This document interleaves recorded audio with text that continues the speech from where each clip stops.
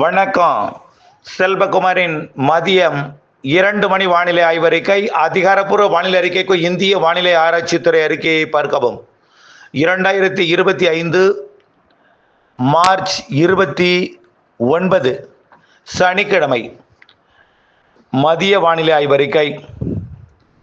உயரழுத்தத்தின் காரணமாக இரவிலே குறைந்தபட்ச வெப்பநிலை குறைந்தும் பகலிலே அதிகபட்ச வெப்பநிலை மிக உச்சத்தை இன்றைக்கு எட்டியிருக்கிறது.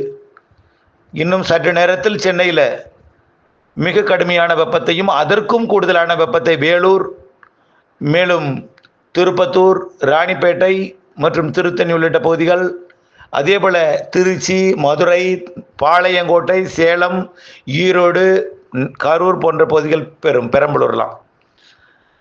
நாளை இது அப்படியே படிப்படியாக குறை தொடங்கும். நாளை முதல் இன்று ஒரு நாள் சமாளித்து விட்டால் போதும். நாளையிலிருந்து படிப்படியாக வெப்பம் குறைய தொடங்கும். நாளை தேதி 30. நாளையும் இருக்கும், இன்றைய காட்டிலும் கொஞ்சம் வெப்பம் குறைவு. 31ஆம் தேதி அதை விட குறைவு. 1ஆம் தேதி 100 டிகிரிக்கு கீழ் வந்துவிடும். 2ஆம் தேதி 100 டிகிரிக்கு கீழ் உறுதியாக வந்துவிடும். 2ஆம் தேதி கருமேகம் ஆங்காங்கே சூழ கிழக்கு காற்று வருகையின் காரணமாக தூறல் ஆங்காங்கே கொடுக்கும். 2ஆம் தேதி நள்ளிரவுக்கு பின் 3ஆம் தேதி அதிகாலை கடலோர மாவட்டங்களிலே மழை.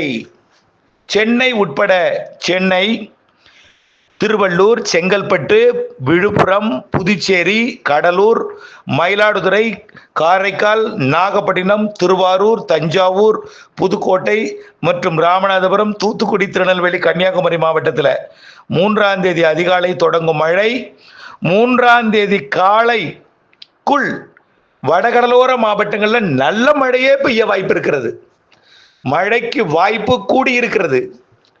மழை வாய்ப்பு 2ஆம் தேதி என்று சொல்லிக்கொண்டே இருந்தோம். 2, 12, 22 என்ற நாளில் எந்தவித துளி மாற்றமும் இல்லாமல் 2ஆம் தேதி நள்ளிரவு தொடங்கும் மழை 3ஆம் தேதி தீவிரமடைய இருக்கிறது. 3ஆம் தேதி சென்னை, திருவள்ளூர், செங்கல்பட்டு, அதாவது காலை நல்ல மழை பொழிய இருக்கிறது. சென்னை, திருவள்ளூர், செங்கல்பட்டு, விழுப்புரம், புதுச்சேரி, கடலூர், மயிலாடுதுறை, நாகப்பட்டினம், திருவாரூர், தஞ்சாவூர் மற்றும் அரியலூர், பெரம்பலூர் வரைக்கும் கூட தென் மாவட்டங்கள் ஒட்டுமொத்தமும் நல்ல மழைப்பொழிவு அதிகாலையே தொடங்கும். அதிகாலை தொடங்கும் மழை காலை படிப்படியாக உள் மாவட்டங்களுக்கும் முன்னேறி எல்லா மாவட்டங்களுக்குமே மாலைக்குள் 3ஆம் தேதியே மழைப்பொழிவு கிடைத்து விடுங்க. 3ஆம் தேதி நாம் என்ன சொல்லியிருந்தோம்? தூறல் தான் எதிர்பார்த்திருந்தோம். அப்படி அல்லாமல் தீவிரமடை இருக்கிறது. 3ஆம் தேதி நல்ல மழைப்பொழிவை கொடுக்க போகிறது. கர்நாடக எல்லையோர, ஆந்திர எல்லையோர, கேரள எல்லையோரமும் தாண்டி ஆந்திர பிரதேசம், கேரளா மற்றும் கர்நாடகாவிற்கும், புதுச்சேரி, காரைக்கால், ஒட்டுமொத்த தமிழ்நாட்டின் அனைத்து மாவட்டங்களுக்குமே 3ஆம் தேதி நல்ல மழைப்பொழிவு கொடுக்க போகிறது. ஒதுக்கி கொடுத்தாலும் பொழியும் இடத்துல நல்ல ஒரு கனமழை பொழிவையும் கொடுக்க வாய்ப்பு இருக்கிறது. குறிப்பாக உள் மாவட்டங்களிலே ஈரோடு, கோயமுத்தூர், திருப்பூர் வடக்கு, கரூர் மற்றும் சேலம், நாமக்கல், இந்த தருமபுரி, இந்த மாவட்டங்கள்லாம் நல்ல மழை பொழிவு கொடுக்க போகிறது. எல்லா மாவட்டங்களுக்குமேங்க. கடலோரம் முதல் கேரள எல்லையோரம், வங்க கடலோரம் முதல் அரபிக் கடலோரம் வரை, குமரி முதல் அதாவது பார்த்தீங்கன்னா ஹைதராபாத்தையும் தாண்டி மத்திய பிரதேசம் வரைக்கும் கூட மழை பொழிவிற்கு சாதகம் இருக்கு. இந்த காற்று கிழக்கு காற்று உயரழுத்தம் என்று இணைந்து மாலையில், அதே நாள் மாலையில் பார்த்தீங்கன்னா ஹைதராபாத், ஆந்திர பிரதேசம், தெலுங்கானா, கர்நாடகாவில் நல்ல மழை பொழிவு கொடுக்க போகிறது. அன்றைக்கு 4ஆம் தேதி இன்னும் கொஞ்சம் கூடும். மதியம் வந்துவிட்டால் மழை வந்துவிடும். வெப்பச்சலன இடிமழை பொழிவு போல 4ஆம் தேதியும் மழை பொழி உண்டு. 3ஆம் தேதியை விட 4ஆம் தேதி கொஞ்சம் பரப்பில் கூடி இருக்கும். ஆனால் ஒரு முறை மட்டும்தான் பெய்யும். 3ஆம் தேதி ஏதேனும் ஒரு சில மணி நேரங்கள், 4ஆம் தேதி ஏதேனும் ஒரு சில மணி நேரங்கள். பெரும்பாலும் கடலோரம் அதிகாலை காலை, உள்ளே மதியம், மேற்கே மாலை இரவு, மதியம் மாலை இரவுன்னு சொல்லலாம். மேற்கு தொடர்ச்சி மலை, கேரளா, கர்நாடகாவெல்லாம் மாலை இரவு கண்டிப்பாக பொழியும். 5ஆம் தேதி 6ஆம் தேதியும் அதே போல நல்ல மழைப்பொழிவு கொடுக்க இருக்கிறது. இப்படி மழைப்பொழிவு தொடர்ந்து இருந்து கொண்டே இருக்கும். 8ஆம் தேதி தாழ்வு நிலையே வரப்போகிறதுங்க. காற்றழுத்த தாழ்வு நிலை ஒட்டுமொத்த தென் மாநிலங்களுக்கே கனமழை பொழிவை கொடுக்க போகிறது. 8ஆம் தேதி, 9ஆம் தேதி, 10ஆம் தேதி நல்ல ஒரு மழைப்பொழிவை தென் மாநிலங்களுக்கே கொடுக்க போகிறது. இது தொடக்கமே மிகச்சிறப்பான மழைப்பொழிவை கொடுக்க போகிறது என்றால், இன்னும் சித்திரையில் நிறைய நிகழ்வுகள் 3 நிகழ்வுகள் சித்திரையில் தான் இருக்கு. இது பங்குனி, அதாவது வரக்கூடிய 7, 8, 9 தேதிகளில் வரக்கூடிய காற்றழுத்த தாழ்வு பகுதி பங்குனியில் வரக்கூடியது. இன்னும் சித்திரையில் தான் 10ஆம் தேதிக்கு மேல் தான் இதை விட கூடுதல் மழைப்பொழிவு. 10ஆம் தேதி, அதாவது 12ஆம் தேதி, 22ஆம் தேதி மற்றும் மாத இறுதி. அதே போல் மே 2, மே 12 இதை ஒட்டிய நாட்களில் மழைப்பொழிவு கண்டிப்பாக உண்டு. ஏற்கனவே நிகழ்வுக்கு 3 நாள் மழைன்னு சொல்லியிருந்தோம். இப்போ நிகழ்வுக்கு 5 நாள் தெரிகிறது மழை. 5 நாள் ஆக 3 நிகழ்வுகளுக்குன்னா 15 நாள் மழை. மீதம் 15 நாளில் ஒரு 6, 7 நாள் இதமான வெப்பம்.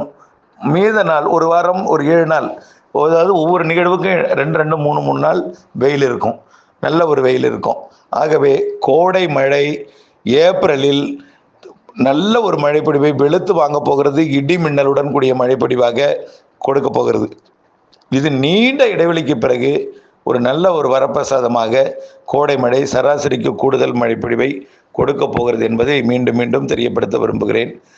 இப்போ ஏற்கனவே பார்த்தீங்கன்னா நம்ம 2ஆம் தேதிக்கு பிறகு 3, 4, 5 நனைக்கும் மழை தான் எதிர்பார்த்தோம். ஆனால் 4ஆம் தேதி மதியம், 3ஆம் தேதி எப்பொழுதுனாலும் நல்ல மழைப்பொழிவை கொடுக்கும். டெல்டாவிற்கு அதிகாலை, காலை, உள்ளே மதியம், மாலை, மேற்கே மதியம், மாலை, இரவு என்று எந்த நேரமும் மழைப்பொழிவை கொடுக்கலாம் இந்த நாட்களில்.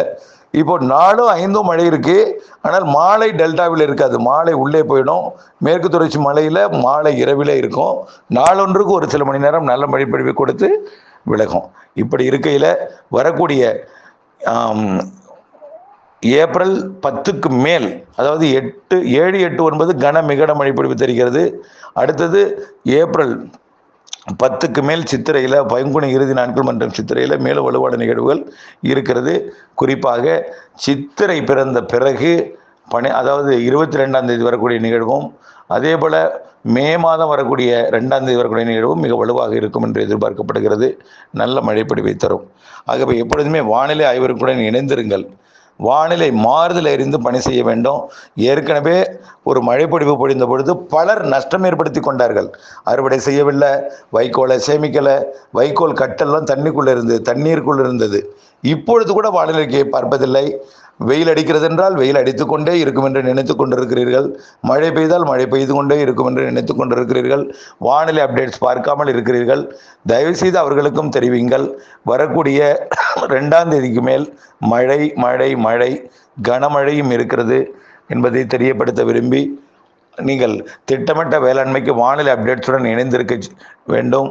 அறியாதவர்களுக்கும் அறுவடை வைத்திருக்கிறவர்களுக்கும் முன்கூட்டியே வரக்கூடிய 2ஆம் தேதிக்கு பிறகு மழை இருக்கிறது என்பதை நினைவில் கொண்டு, கண்டிப்பாக 3ஆம் தேதி நல்ல மழைப்பொழிவு இருக்கிறது என்பதையும், அனைத்து நாட்களுக்கும் இருந்தாலும் 3ஆம் தேதி 4ஆம் தேதி கொஞ்சம் அதாவது 3ஆம் தேதி பெய்யும் மழையை விட 4, 5 சற்று தீவிரம் குறைந்திருப்பது போல் தெரிந்தாலும் நல்ல மழைப்பொழிவு 4லையும் இருக்கும், 5லையும் இருக்கும், 6லையும் இருக்கும். 7, 8, 9, 10 தீவிர நிகழ்வு, கனமழை நிகழ்வு.